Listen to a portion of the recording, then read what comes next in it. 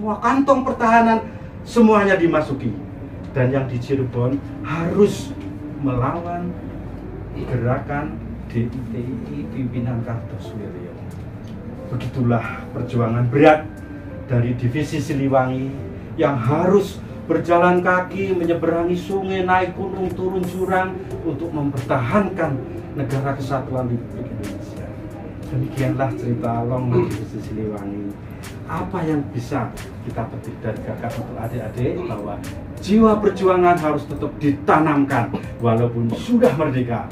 Perjuangan tetap harus dilangsungkan agar NKRI tetap jaya. Terima kasih, kami akhiri. Wassalamualaikum warahmatullahi wabarakatuh. Ya, Long March. Oh, di sini kita kehadiran tamu Dr. Ardin. Hai Dr. Ardin. Halo, assalamualaikum. Peserta selanjutnya yang akan dibawakan oleh Mas Aski Purwo dari bagian IPSRS dengan judul Ibu, Sang Putra, dan Harimau. Oke Mas, sudah siap? Siap. Oke. 1, 2, 3. Alkisah.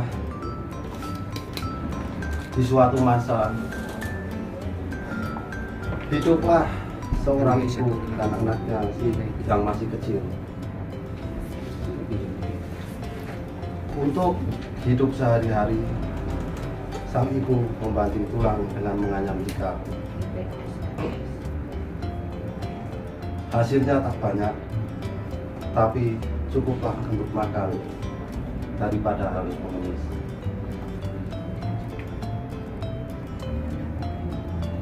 Tahun demi tahun berlalu. Sang putra pun tumbuh menjadi pria dewasa. Ada hari-hari di mana makanan yang tersedia hanya cukup untuk sang putra. Ada masa-masa sang ibu tak tidur demi uang yang tak seberapa. Ketika anaknya bertanya, sang ibu selalu berkata, "Ujang, sudah merasa kenyang? Saya walau hanya melihat kamu kenyang, dan saya sudah merasa bahagia walau hanya melihat senyum kecilmu." Sayangnya dia menyanyiakan nasihat ibunya. Perangainya menjadi buruk. Seringkali pulang dalam keadaan mabuk dan terluka. Namun, sang ibu selalu sabar mengobati luka-lukanya. Begitulah selalu berulang-ulang.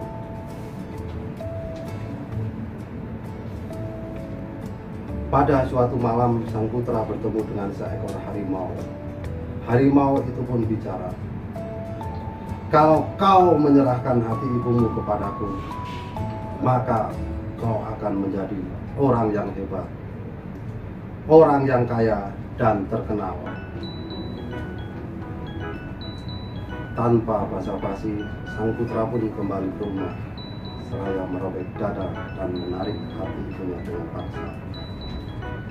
Ia pun kembali menemui sang harimau dan menyerahkan hati sang budak. Sang harimau pun menepati janji. Alam pun seperti menangis, petir pun berteriak. Maukah kita menukar hati ibu demi kekayaan? Maukah menukar hati ibu demi jabatan? Maukah sampai hatikah? Pesan moral yang terkandung dari cerita yang saya bacakan tadi adalah perjuangan dan kasih sayang seorang ibu kepada anaknya sepanjang masa dan tidak terbatas. Terima kasih. Sehat bersama Sejonegoro. Masih di acara Sejonegoro punya cerita. Tadi sudah dibawakan oleh Mas Aski Purwo dengan judul Ibu Sang Putra dan Harimau. Untuk selanjutnya sudah ada Mas Ardin Dwi Hadi dari Ruang Dahlia yang akan membawakan cerita dengan judul Kura-Kura dan Monyet. Siap Mas? Siap. Oke. 1, 2, 3. Halo adik-adik semua, dimanapun adik-adik berada, selamat pagi kakak ucapkan. Sebelum kita memulai cerita pada pagi hari ini, perkenalkan dulu nama kakak Adin dari Ruang Dahlia Rumah Sakit Wonosobo. Sebelum itu, apakah adik-adik sudah siap untuk mendengarkan dongeng pada pagi hari ini? Siap. Oke, marilah kita mulai dongeng pada pagi hari ini dengan judul Kura-Kura dan Monyet. Zaman dahulu kala, di sebuah hutan di Kalimantan, hiduplah beberapa satwa di dalamnya. Di antaranya ada kura-kura dan monyet. Suatu hari, monyet mengajak kura-kura untuk menanam pohon pisang. Menurut monyet, jika mereka mempunyai pohon pisang sendiri, maka mereka tidak lagi bersusah payah untuk mencari makanan. Kura-kura dan monyet selesai menanam pohon pisang. Hasil kerja kura-kura sangatlah rapi. Ia pun rajin merawat pohon pisang itu. Walaupun langkah kura-kura begitu lamban, tetapi kura-kura sangat tekun dan semangat setiap hari merawat dan menyirami pohon pisangnya. Berbeda dengan hasil kerja monyet yang begitu berantakan. Padahal monyet bisa berjalan lebih lincah dan gesit daripada kura-kura. Dia hanya duduk sambil mengejek kura-kura setiap harinya. Hoi kura-kura, apa kamu tidak lelah setiap hari merawat pohon pisang itu? Langkah lambanmu itu tidak akan membuat perubahan yang besar buat pohon pisang milikmu. Lebih baik seperti aku saja. Duduk, toh nanti pohon pisangnya tumbuh sendiri, ucap si monyet. Kerja keras kura-kura akhirnya membuahkan hasil. Pohon miliknya tumbuh dengan subur dan berbuah lebat. Sementara pohon pisang milik monyet telah mati karena tidak dirawat setiap hari. Berbeda dengan pohon kura-kura pohon pisang milik kura-kura. Kura-kura mengundang teman-temannya untuk menikmati buah pisang miliknya. Sayangnya, di antara kura-kura tidak ada yang bisa memanjat satu pohon pun. Bagaimana caranya kita memetik pisang itu, teman? Tanya salah satu kura-kura. Lantas monyet menawarkan diri. Bagaimana kalau aku yang memanjat pohon pisang itu? Aku sangat pandai kalau memanjat pohon pisang, ucap si monyet. Kura-kura pun menjawabnya, terima kasih monyet. Kamu memang sahabatku yang baik hati. Aku sangat senang sekali kalau kamu mau memanjatkan pohon pisang aku. Sifat jahil monyet lagi-lagi kambuh saat itu. Dia saat sampai di atas pohon pisang, dia malah memakan semua pisang itu. Tidak ada satupun pisang yang diberikan kepada kura-kura yang dibawa. Kura-kura seketika marah.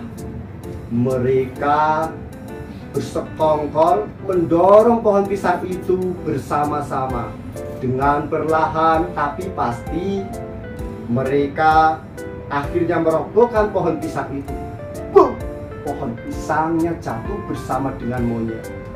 Aduh, ucap si monyet. Itu adalah hukuman karena kamu telah berbuat usil monyet, ucap semua kura-kura. Monyet pun menyesali perbuatannya, lalu ia berkata, maafkan aku wahai kura-kura, aku mengaku salah. Telah memakan semua pohon pisang milikmu. Aku tak menghargai perjuanganmu dan ketekunanmu dalam menanam pisang ini. Aku akan menanam pisangku sendiri dan aku akan merawat dan menyiramnya setiap hari, ucap si monyet.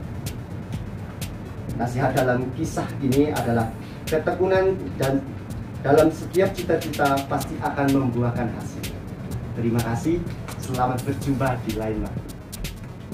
Peserta selanjutnya ada Mbak Ririn Arianti akan membawakan cerita dengan judul Pahlawan yang Pemberani.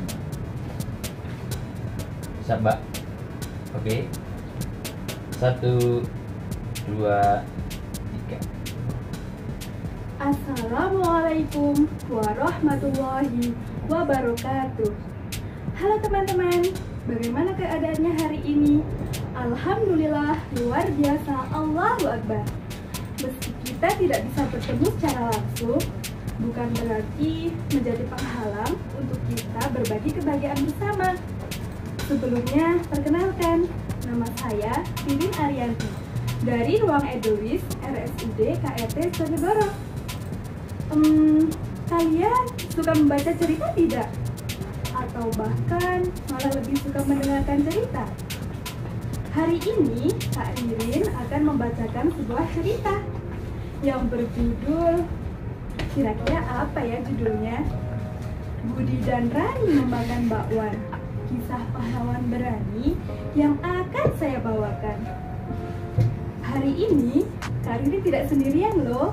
Kak Ririn ditemani Kak Nisa dan Kak Ahmad. Mari kita panggil Kak Nisa dan Kak Ahmad terlebih dahulu.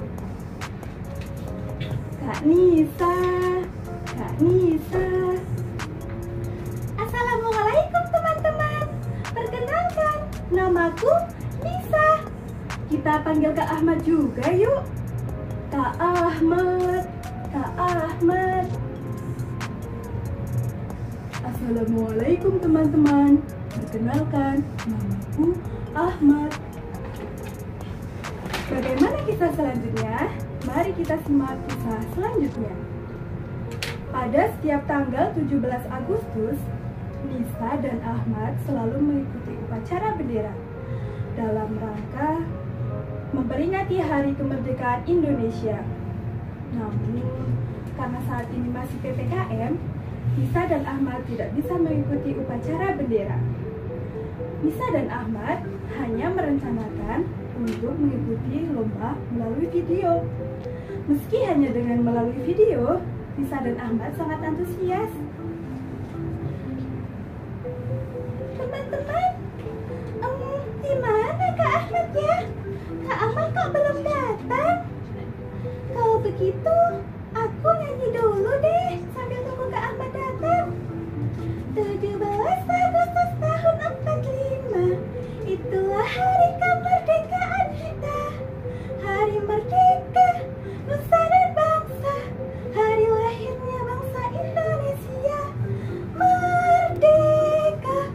Assalamualaikum Nisa. Kak Ahmad baru datang. Kak Ahmad dari mana saja?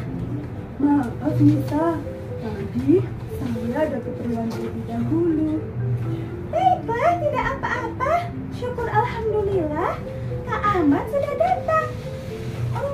Katanya kita mau ikut lomba. Iya, kita mau ikut lomba. Kalau begitu, mari kita mendaftar. Sebelumnya, boleh tidak Nisa tanya sesuatu? Nisa mau tanya apa? Begini, kenapa setiap tanggal 17 Agustus diperingati sebagai Hari Kemerdekaan Indonesia? Kenapa tidak tanggal 8, bulan 8? Kan lebih enak mengingatnya. Hahaha, Nisa, ada-ada saja. Kalau tanggal 8 bulan 8 sih, itu hari Shopee Day gratis ongkir. Hahaha. Ih, Kak Ahmad gimana sih? Baiklah, jadi kenapa tanggal 17 Agustus diperingati sebagai Hari Kemerdekaan Indonesia? Itu karena pada tanggal 17 Agustus adalah hari yang sangat bersejarah bagi negara Indonesia, di mana pada hari itu telah dibacakan teks proklamasi dan juga Indonesia telah menyatakan kemerdekaannya dari penjajah. Oh, begitu ya. Teks proklamasi kemerdekaan. Apa itu teks proklamasi kemerdekaan? Sepertinya kita belum tahu. Boleh dong Kak Ahmad, bacakan teks proklamasi kemerdekaan. Kita kan pengen tahu. Bisa belum tahu ya? Baik, akan Kak Ahmad bacakan. Proklamasi. Kami bangsa Indonesia dengan ini menyatakan kemerdekaan Indonesia. Hal-hal yang mengenai pemindahan, kekuasaan, dan lain-lain diselenggarakan dengan cara bersama dan dalam waktu yang sesingkat-singkatnya. Jakarta, 17 Agustus tahun 1945 atas nama Soekarno-Hatta. Wah, bangsa kita sudah merdeka. Kak Ahmad hebat, bisa membacakan teks proklamasi. Suara Kak Ahmad bagus loh. Terima kasih Nisa. Kak Ahmad mau ikut lomba apa? Saya bingung nih Nisa. Sebenarnya saya takut salah. Ih, Kak Ahmad itu gimana sih? Kalau lomba itu bukan tentang kalah atau menang. Ya, kalau kalah sih, kalau menang sih, alhamdulillah. Tapi kalau kalah juga jangan berkecil hati. Kalau begitu aku mau ikut lomba azan deh. Nah, begitu bagus Kak Ahmad. Katanya Kak Ahmad mau jadi pahlawan yang berani. Iya, aku mau jadi pahlawan pemberani. Kalau begitu, ayo kita daftar lomba sekarang. Kita pamit sama teman-teman. Sambil pulang, kita nyanyi lagi ya Kak Ahmad. 17 Agustus tahun 45, itulah hari kemerdekaan kita. Hari merdeka, Merdeka! merdeka, Merdeka! merdeka, Merdeka! merdeka. Yeay. Akhirnya, Kak Nisa dan Kak Ahmad pun pulang untuk mendaftarkan lomba. Kira-kira pesan apa yang bisa diambil dari kisah tersebut? Ada yang tahu? Betul sekali. Jadi, kita tidak boleh berputus asa. Harus selalu semangat dalam melakukan kebaikan. Dan juga, kita harus menerapkan jiwa nasionalisme dan patriotisme pada diri kita masing-masing. Sekian saja dari Kak Nina hari ini. Kita akhiri. Wassalamualaikum warahmatullahi wabarakatuh. Baik, di peserta terakhir dalam lomba mendongeng, Dharma Wanita Persatuan Sejonegoro bekerja sama dengan RSUD KRT Sejonegoro.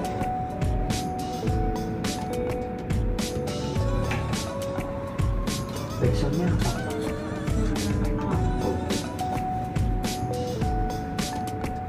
Peserta terakhir Belibet, Mas. Ada Mbak Arum dari ruang perinatologi akan menyampaikan atau memberikan cerita dengan judul Keteladanan Pangeran Diponegoro. Siap, Mbak? Iya.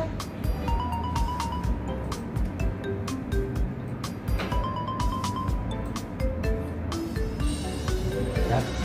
1, 2, 3. Hai teman-teman, apa kabar? Assalamualaikum warahmatullahi wabarakatuh. Kali ini Kak Arum akan bercerita tentang keteladanan perjalanan Pangeran Diponegoro. Teman-teman pasti sudah banyak yang tahu ya tentang kisah ini. Nah, Kak Arum kali ini akan menceritakannya lagi terhadap teman-teman ya. Oke ya. Perjalanan Pangeran Diponegoro. Tersebutlah seorang pangeran di Yogyakarta yang hidup bersama kakeknya, Raden Mas Ontowiryo. Hidup di desa kakeknya. Raden Mas Ontowiryo diajari budi pekerti luhur. Kegemarannya adalah berbagi dengan rakyat miskin.